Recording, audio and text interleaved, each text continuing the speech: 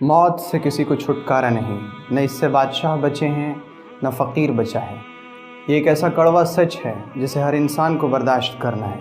इसे अंबिया और सालिहीन को भी बर्दाश्त करना पड़ा है, और ये मौत नेक लोगों को भी आई है और इस मौत ने बुरे लोगों को भी पकड़ा है।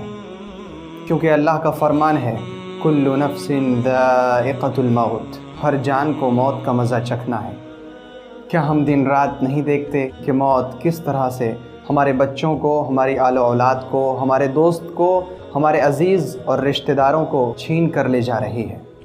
जी हाँ, जब मौत का मुकर्ररा वक्त आ जाता है तो ये न बच्चों की कम उम्री देखती है, न वालिदैन का बुढ़ापा देखती है, न बीवी की जवानी देखती है और न किसी की खाना वीरानी देखती है।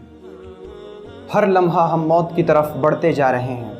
हर दिन और हर रात हमारी उम्र को चाट रही है और एक दिन इस उम्र को ख़त्म हो जाना है।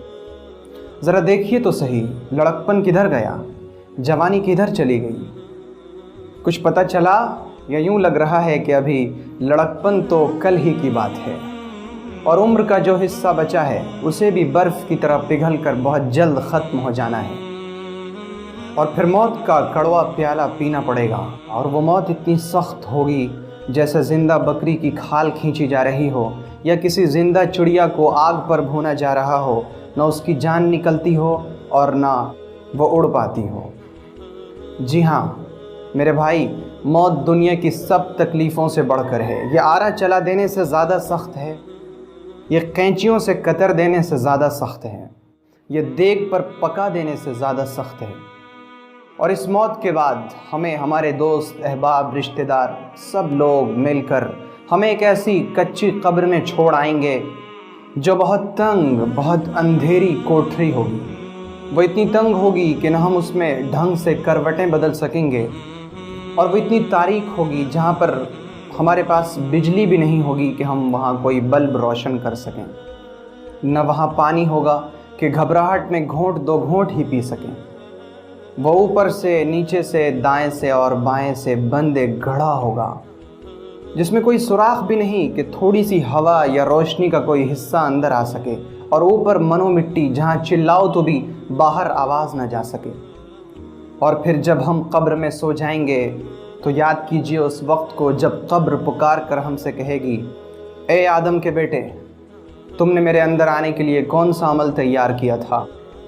तुम जब मेरे ऊपर चलते थे तो बहुत इतरा कर चलते थे, बहुत फ़ख्र से, बहुत गुरूर से चलते थे। तुम्हें बताया भी गया और तुमने महसूस भी किया, और तुमने अपने हाथों से हज़ारों लोगों को दफन करके ये यकीन भी कर लिया कि तुम्हें भी एक दिन मेरे अंदर आना है। और मैं तो सिर्फ़ तन्हाई का घर हूँ, मैं वहशत का घर हूँ, मैं कीड़े मकोड़ों का घर हूँ। तुझे यकीन था कि तू भी एक दिन मेरे अंदर आएगा। तुमने मेरी वहशत को, मेरी हौलनाकी को, मेरी तन्हाई को ख़त्म करने के लिए कौन सा अमल किया है।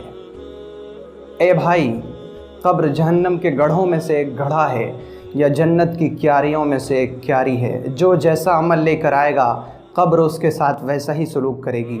जो लोग अल्लाह से राज़ी रहते हैं और अल्लाह को राज़ी करने की फ़िक्र में लगे रहते हैं, कब्र उनके लिए जन्नत की क्यारी है। और जो लोग न तो अल्लाह को राज़ी करने की कोशिश करते हैं और न वो उसके फ़ैसलों पर राज़ी रहते हैं, कब्र उनके लिए जहन्नम के गढ़ों में से एक गढ़ा है।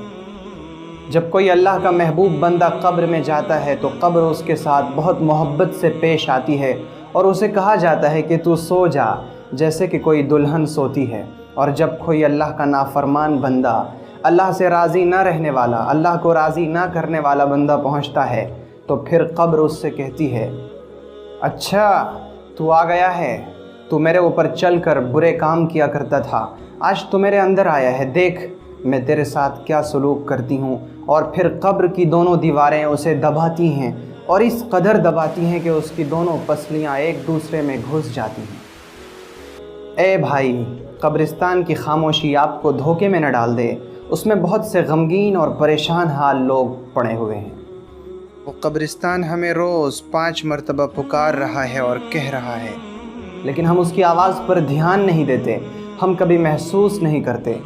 वो कहता है, ए आदम के बेटे, आज तू मेरी पीठ पर चलता है, कल तू मेरे पेट में आएगा। आज तू मेरी पीठ पर खाता है, कल तुझे मेरे पेट में कीड़े मकोड़े खाएंगे। آج تو میری پیٹھ پر ہنستا ہے، کل تجھے میرے پیٹ کے اندر آ کر رونا پڑے گا۔ آج تو میری پیٹھ پر خوش ہوتا ہے، تجھے میرے پیٹ کے اندر آ کر غمگین ہونا پڑے گا، کیونکہ تو میری پیٹھ کے اوپر گناہ کرتا ہے اور میرے پیٹ کے اندر تجھے تیرے گناہوں کی سزا بھگتنی پڑے گی۔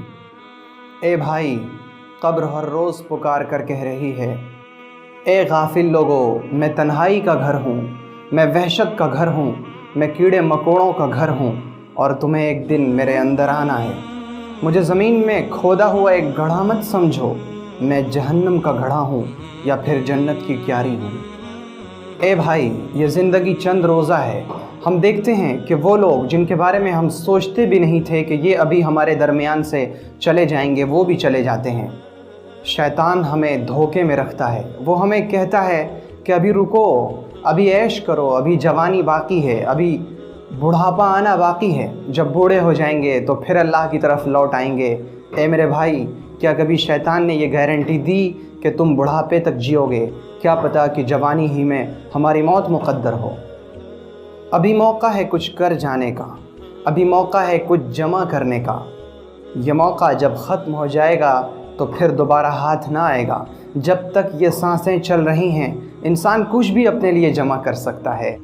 اگر آپ قبر کی اس ہولناکی سے، وحشت ناکی سے اور اس کی تنہائی سے بچنا چاہتے ہیں، اور ہم میں سے کون ہے جو نہ بچنا چاہے؟ ہم میں سے کون ہے جو قبر کی وحشت ناکی اور ہولناکی کو برداشت کرنے کی جرأت کرے؟ تو ہمارے پاس صرف ایک آپشن ہے، صرف ایک آپشن ہے بچنے کا، صرف ایک راستہ ہے، دوسرا کوئی راستہ نہیں ہے۔ اور وہ آپشن اور وہ راستہ یہ ہے کہ قبر میں جانے سے پہلے ہی اللہ کو دوست بنا لیا جائے، کیونکہ وہ دوست ایسا دوست ہے جو کبھی دوست کا ہاتھ نہیں چھوڑتا، وہ کبھی اپنوں کو مصیبت میں نہیں ڈالتا، اور جب اس کی طرف کوئی بندہ ایک قدم بڑھتا ہے تو وہ اسے لپک کر اپنی آغوش میں لے لیتا ہے، اپنی رحمت میں ڈھانپ لیتا ہے، اور اس کی رحمت کا دروازہ ہر وقت کھلا ہے۔ اس کی رحمت میں جانے کے لیے یہ شرط نہیں ہے کہ ہماری زندگی گناہوں سے پاک ہو۔ اگر ہم گناہ بھر کر بھی اس کے پاس جائیں تو وہ صرف ایک نظر رحمت میں تمام گناہوں کو ختم کر دیتا ہے۔ اگر اسے شرمندگی کے ساتھ ایک بار پکار لیں تو وہ زندگی کے سارے کرتوت کو ختم کر دیتا ہے، سب کو معاف کر دیتا ہے۔